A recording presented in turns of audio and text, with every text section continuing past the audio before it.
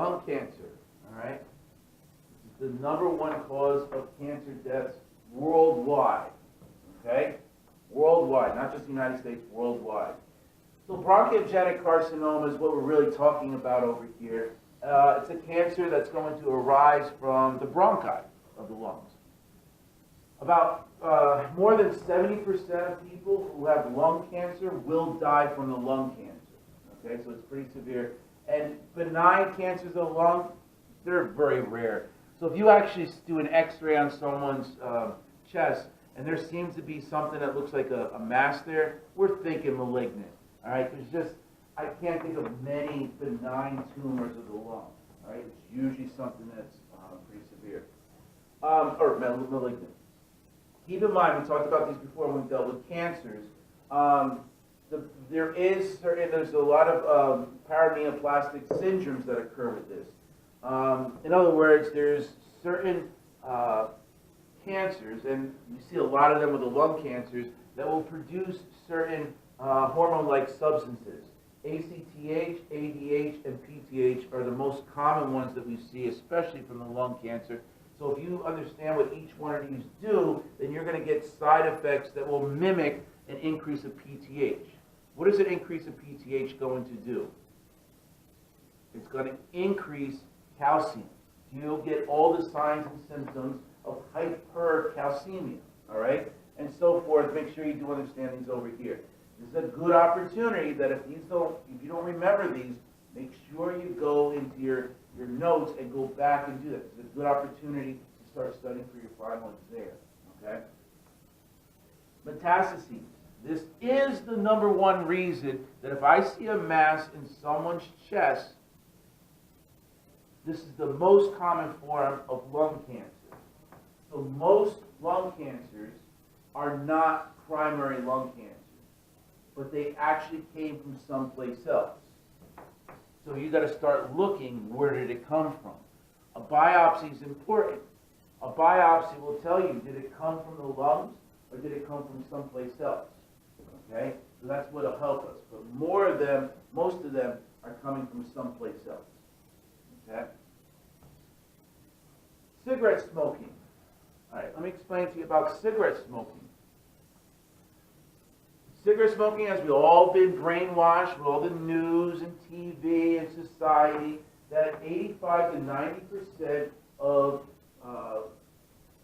smoking actually causes lung cancer. All right, but do keep in mind that 10 to 15% of cancers are to non-smokers. So just keep that in mind too. We have seen the lung cancer rates decline. For instance, in 1955, 60% of men smoked. In 2010, 21% of men smoked. We should see a decrease in the amount of lung cancer, and we have, but it's still the #1 killer in cancer in the United States, okay? Actually worldwide for that matter. So what kinds of signs and symptoms? You'll get shortness of breath, cough, hemoptysis, right? If some of those tumors start breaking down, they're going to start causing some blood in your coughing. Fever, weight loss, night sweats, all right? You also have some, depending on where they're growing, you might compress on certain adjacent structures.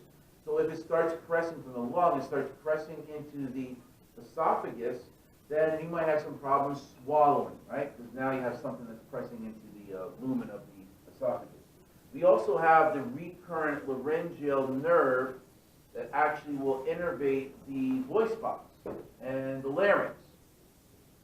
If that gets involved with the cancer, then what will happen is you're going to have some symptoms of the person, the way they're talking. So they're going to start talking that they're very hoarse because of that. Okay, so that's what happens with that. Also keep in mind too, you may also get effects of hormone-like substances that come from the lung cancer. So keep in mind what ACTH, ADH, and PTH do, because you could have signs and symptoms over there. And more often, these are usually late signs. Dysphagia, hoarseness, those are usually late signs of lung cancer. These can be more of the early signs. So being able to pick up if the person's got, let's say, Cushing's syndrome, or they have hypercalcemia, or if they have syndrome of inappropriate ADH. If you have signs and symptoms of those are usually earlier signs, and it'll help to pick if we could actually cure this person of lung cancer. Okay? So this is a person with a healthy lung, and here's a person with a cancerous lung. Still the black in there. All right? It's not going to be able to stretch.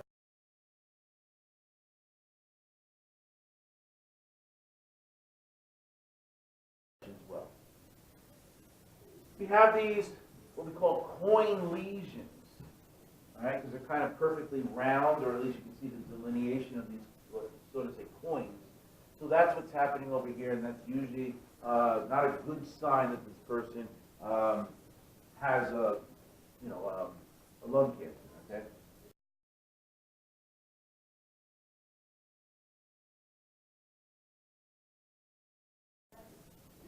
We have 4 different types of lung cancer. We can break it down into 2 things: either small cell lung cancer or non-small cell lung cancer. The small cell lung cancer is also referred to as oat cell carcinoma.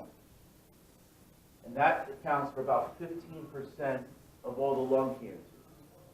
Then the non-small cell lung cancers, there's 3 of them.